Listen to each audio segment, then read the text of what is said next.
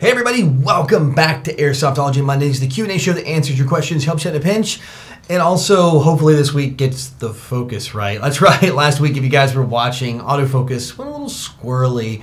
My camera's fantastic, but that's actually one of the flaws of that. It's a Panasonic Lumix GH5, fantastic camera, but autofocus is a little on the weird side. Anyway, welcome to the show. Like I said, still in the new office, still getting things pulled together. Not there yet. Give me like 2 more weeks and I'll have the sound and I'll have everything. By the way, if you guys live in Taiwan and you know where I can pick up acoustic foam panels, you will be my best friend. If you can give me a hint down below. I'm like really reaching here for ideas. I've looked, they're so hard to find in Taiwan. I don't understand. Anyway, this is the show where I answer your questions. If you want them answered, you put them in the comment section below and vote up your favorites, and then I will do my best to get them on the next show. Also, if you have a favorite Airsoft channel, gameplay, Q&A, something like what I do here, anything, even your own channel, and you want to get it promoted out there, let me know, put it in the comment section below, and I will pick that. I'll try to go through and pick those every single week for the video recommendation of the week and try to highlight all kinds of new channels in the Airsoft world. Also, don't forget, I do have a web store with a bunch of patches out there. If you go head over there, I'll have a link right over here in the corner.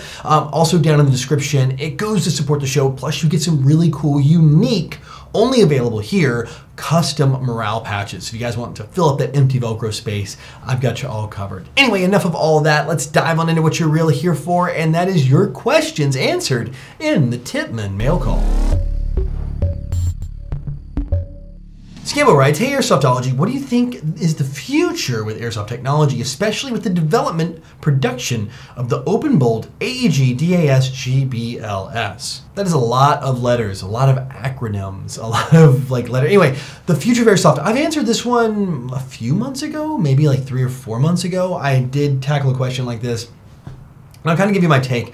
I think the GBLS gun is a cool gun. It's actually not new technology. It's actually really old technology, believe it or not. It's actually bringing back an old airsoft gun that was around years and years and years ago, following that same design. If you guys don't know what the GBLS DAS, or backwards, anyway, it's an AEG electric gun, motor, gears, and all that good stuff, but it actually has a bolt that goes back and moves forward to fire the BB, and then it's kind of a weird hybrid system between an electric gun and a gas blowback gun, but it's electric powered, no green gas, no CO2, no HPA. So it's kind of like a mix of the two into airsoft, into kind of one system. Super cool. The first pass, the first attempt they made was not good at all. The second attempt is actually quite a lot better. It's still not 100% there. I definitely tell you an AEG or a GBBR will outperform it. But it is coming along quite nicely. I think one more generation, they should have all the weird quirks hammered out, and you should have a pretty strong performer there. Like I said, I did a review or an open unboxing of the first one. It wasn't ready yet, so when I did my review, I killed it because it was just going to be a really bad review. The new ones that come out and actually, like I said, are better now. I think the future of technology in airsoft is not going to be that, though. For me, I'm hanging my hat heavily on electronics and true technology. I think you're going to see, and I mentioned this when I answered this question a while back, Bluetooth controllable control boards in your airsoft gun, full programmability, things like the Virgo and things like that with the brushless motor and the programmable trigger. I think that is it. I think you're going to see things like the Gate Titan MOSFETs, integrated things along those lines, companies partnering with other companies that do a good job on the electronics, and then they can put those two technologies together and make it happen. I think that is the future of airsoft, at least in my mind. I see everything going that way. I mean, heck, even guns that are in the $200 US price range have MOSFETs now, and that was something that was only reserved for very high-end guns. So that's my thought, but it's a guess, right? I mean, I'm guessing you guys can guess too. I'm curious to hear what you guys think. What could be the future in your mind for airsoft? Moose Airsoft writes, hey Jonathan, I'm building a DMR loadout and don't know which gun to get. Any suggestions? So if you're going true DMR, or designated marksman rifle, that's what DMR DMR stands for. I think half this show is me explaining acronyms because a lot of people, I sometimes think, you guys know what the acronym is for DMR, but maybe not. So Designated Marksman Rifle is designed to be a semi-automatic, and in this case definitely semi-automatic rifle that uses a larger caliber round, so a 308 or 7.62 round, and in the real world we're talking here, to engage targets at a longer distance than your average rifleman could do. And that's what we're looking at. I think if you're going to make this, you need to get an airsoft counterpart that is a 308 or 7.62 rifle, and that's going to get the DMR class, especially if you ever plan on playing at some larger fields or at most MILSIM events. They're going to require you to have a gun. You can't just make an M4 shoot hard and call it a DMR, because the benefit of being a DMR in Airsoft is you get to have a higher FPS power level to be able to shoot at targets farther away. More power typically means more range, and that gives you that better, that more distance, gives you a unique role. They usually limit you to semi-automatic. And then on top of that, you have a minimum engagement distance, meaning you can't shoot people if they get too close, because you get to shoot harder. So that's it. I think you want to look at it. I think the SR25 platform, the Mark 12 is a little old. Mark 11 is a good option if you can find the parts to build one or convert one. M110, those are all kind of U.S. military style AR-10, so it's kind of like an AR-15 or an M4 platform. It's the AR-10, so it takes larger round, the bigger receiver, bigger body, bigger magazine, everything. Those are good options. If you're looking around, you can go old school like an M14. You can do Russian stuff like SVD. There's a lot of electric SVDs out there. There's a lot of good options out there. Actually, you can do VSS if you wanted to. I mean, it's a sniper rifle. I think you can definitely argue, even though the rounds are not quite as big, you could probably argue that one definitely in as a DMR, just because in the real world it's used that way, kind of. I think anything in the real world you're looking at that has that larger caliber round, it's good to go. Just pick something you like. I know I'm telling you, like, here's your thing. I'm not answering your question that this is the one you should buy. I'm saying to start with a platform, one of those, build it up, make it shoot what the limits are to the field you want to play at or the event you want to go to, and have some fun. Bulgandar writes, "Hey Jonathan, greetings from Holland. For outdoor play, does a submachine gun have any disadvantages compared to a rifle?" It's funny, in Airsoft, you don't have the disadvantages like you do in the real world. That's kind of the benefit, or as many of them. A submachine gun, for example, something really small, let's say like an MP7, right? You can put a suppressor on it, a mock suppressor. You can put a longer inner barrel to hide it behind there, or like an MP5, right? A longer inner barrel. Get an electric MP5, because that's a better example in my book. MP7s are still mostly gas right now. And you can actually have a long inner barrel and have the same length inner barrel, or even longer than like an M4 rifle. So you can actually play with an SMG, no problem. For another great example is the Evo Scorpion.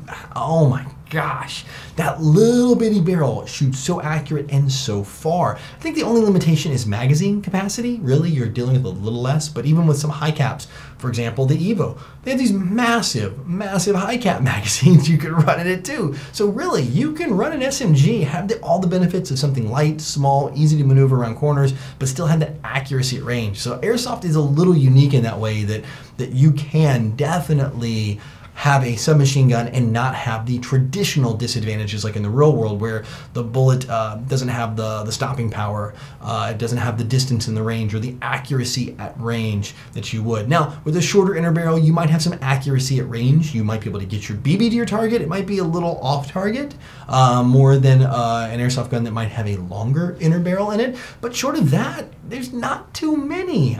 So yeah, I mean, I don't think so. For me, I always run the short guns. That's it, because I get the advantage of something short, and then I can still reach out and hit my targets. But yeah, it's always up to you. That's the best thing about Airsoft, is you get to pick and use whatever you want in this whole world of cool guns we can all choose from. Hako the Pro, right?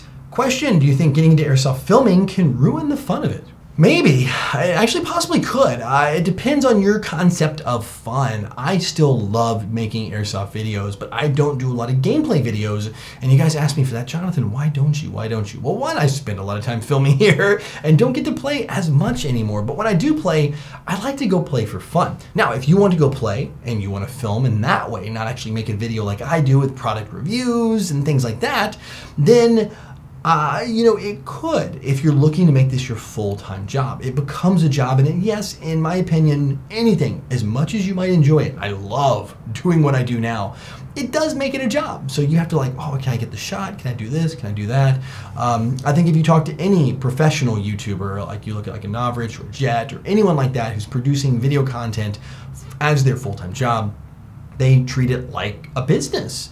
I think if you're going to record and film and have some fun, like edit the videos and put them up just kind of for your own thing, maybe make a few extra dollars here and there, then I think you're still going to have a ton of fun. But if you do switch over and make this your full-time business, you're going to pour your heart and soul into it and make it the one thing you do for a job, then you could change a little bit. But if it's like me, you're still going to have fun doing it.